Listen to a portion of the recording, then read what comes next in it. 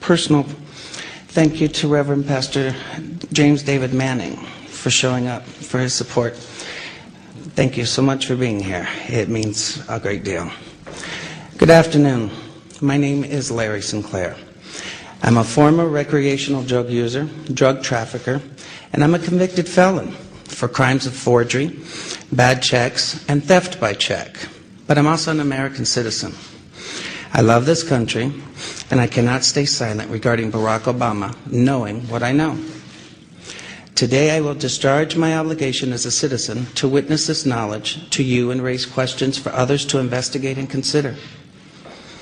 I'm going to briefly describe my background and experiences with Senator Obama. In 1999, what appears to me to be a coordinated effort to discredit me, and finally a list of questions.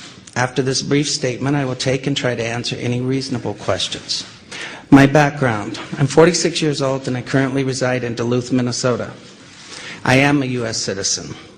I've made mistakes in my lifetime. I have been convicted and served prison sentences for writing bad checks, forging checks, using stolen credit card numbers in Arizona, Florida, and Colorado. These events occurred over 20 years ago, between 1980 and 1986. After going public on the internet with these claims against Senator Obama earlier this year, I became aware of a warrant out of Florida, dated from 1986, which I have resolved, and it has now been dismissed. I also have an active Colorado-only warrant for alleged theft and forgery. I am not ignoring this warrant, but am addressing it with the court in Colorado as well as with the district attorney's office. I have a pending motion to dismiss this warrant, which I am waiting to have calendared by the Colorado court. I have lived and worked under 3 different legal names. My birth name is Lawrence Wayne Sinclair. Later on, I had my name legally changed first to Loray A. Silvas and later to Loray Vizcarra Avila. Both name changes were conducted legally in the Pinal County Superior Court, Florence, Arizona. I legally returned to my birth name in the Fremont County District Court, Canyon City, Colorado in the year of 1997. In regards to the Obama incident, I flew out of Colorado Springs, Colorado to Chicago on November 2nd, 1999, arriving in O'Hare early in the morning of November 3rd. I went to the Chicago area to attend the graduation of my godson, my best friend's son, from basic training from the Great Lakes Navy Training Facility. I made reservations at the Comfort Inn and Suites in Gurnee, Illinois, based solely on the location to the training center. On November 5th, 1999, I hired the services of Five Star Limousine. I had hired them both for November 5th and November 6th of 1999. On November 6, 1999, I asked the limo driver, whose name I now reveal for the first time, Jagir Paramit Mutani, if he knew anyone who would like to socialize and show me Chicago. Mr. Mutani understood that I was looking for someone who knew Chicago and would enjoy socializing. Mr. Mutani said he knew someone who was a friend of his. On November 6, 1999, after picking me up at the hotel in Gurnee, and this is significant, Mr. Mutani used his cell phone to make a call. That call was made to then Illinois State Senator Barack Obama to set up an introduction between myself and Senator Obama. Upon arriving at the bar and exiting the limo, Senator Obama was standing next to Mr. Mutani, and I was introduced to Senator Obama by name.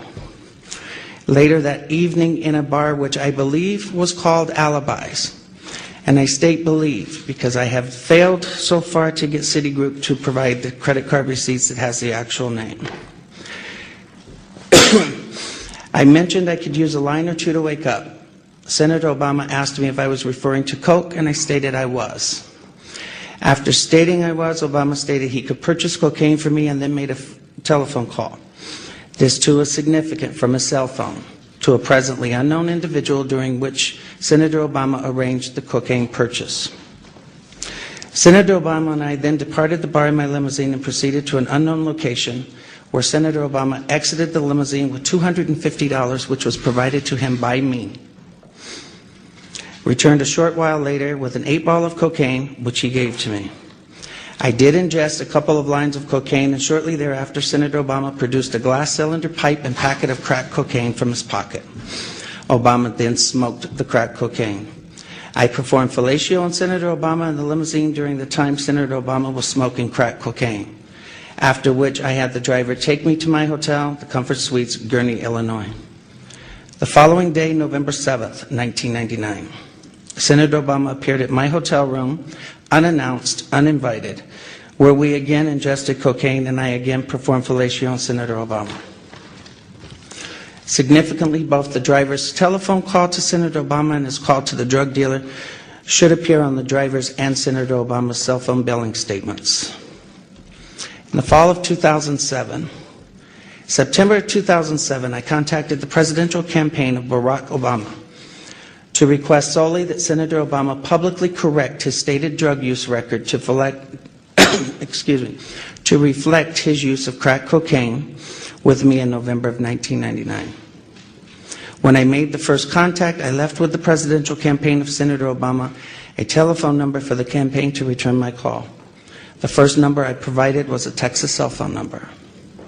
From the period of Labor Day weekend 2007 through November 18th of 2007, I did provide a total of 4 different callback numbers to the Obama campaign.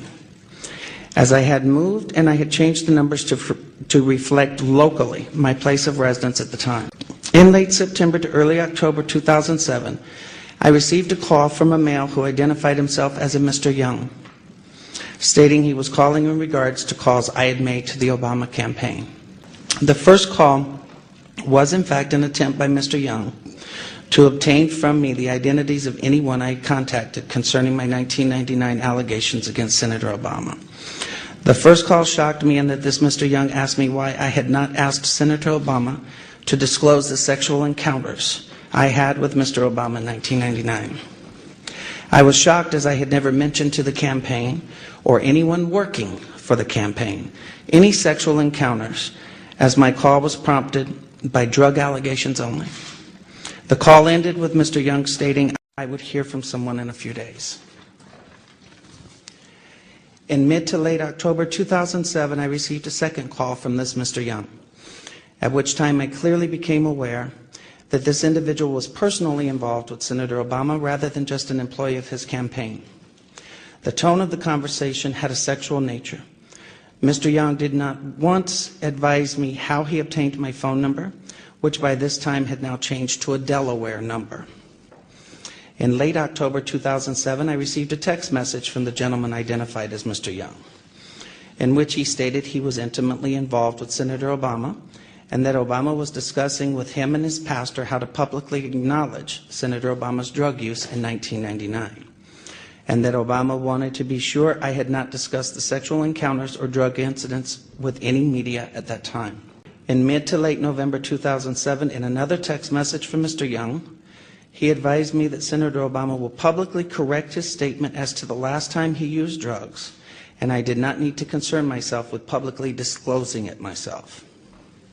The last contact I had with Mr. Young was in early December 2007, when he made it clear to me that Senator Obama had no intentions of publicly acknowledging his 1999 use of crack cocaine, and that Mr. Young was in fact doing nothing more than milking information from me for Senator Obama's use. I later learned that A. Donald Young, the choir director of Reverend Wright's Trinity United Church of Christ, Obama's now former church, and who was openly homosexual, learned that he was murdered on December 23rd of 2007. I have cooperated with the Chicago Police Department in this matter by providing them the telephone numbers I was using during the fall of 2007. And I release them now publicly in the hope that someone may be able to connect the dots between these telephone numbers and Mr. Young. Those numbers are 956-758-1105, 956-758-1885, 956-758-8002, 302-685-7175, 612-466-1043. In what I now realize was a naive and uncounseled decision, I posted in January 2008 a video on YouTube where I related the above information regarding my liaisons with Senator Obama in 1999.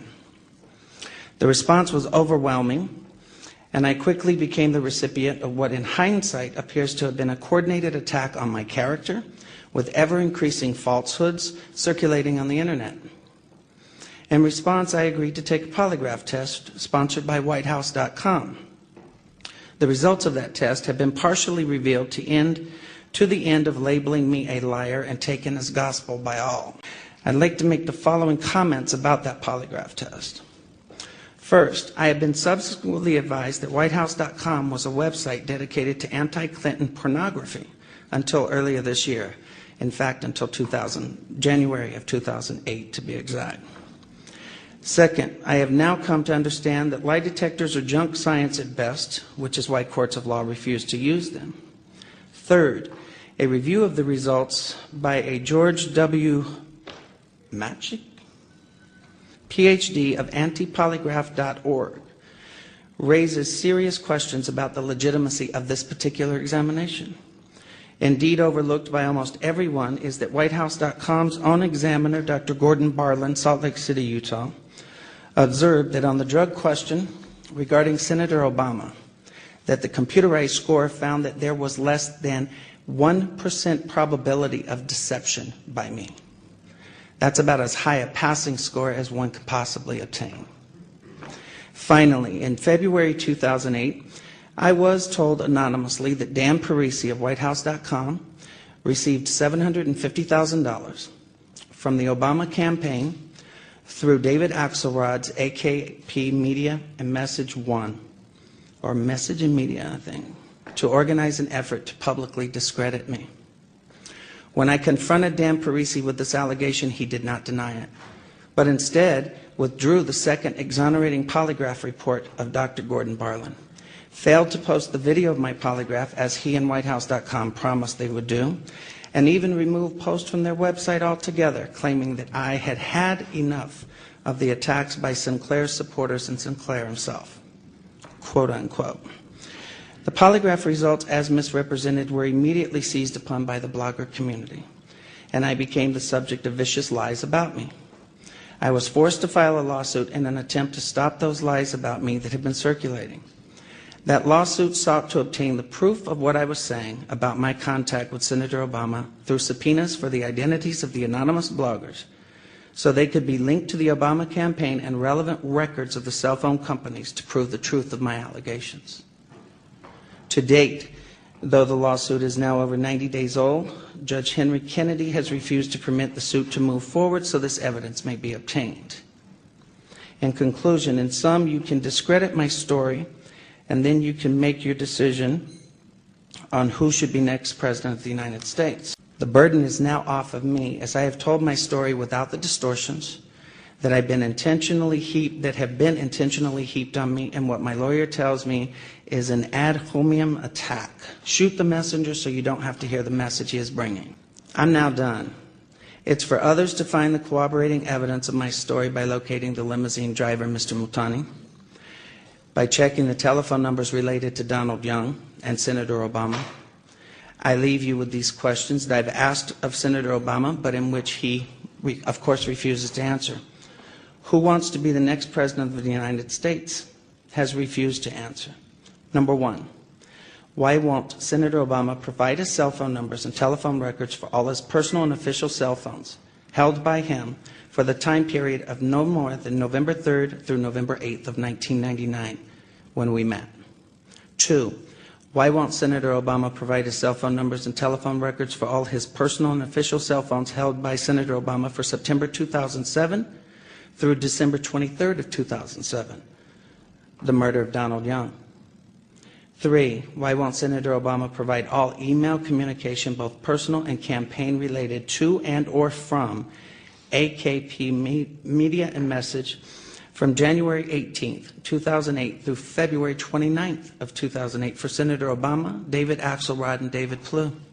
Fourth, why won't Senator Obama provide proof of all payments made from AKP Media, Obama for America, David Axelrod, David Plouffe, and Senator Obama's accounts for the period of January 18th, 2008 through February 29th of 2008?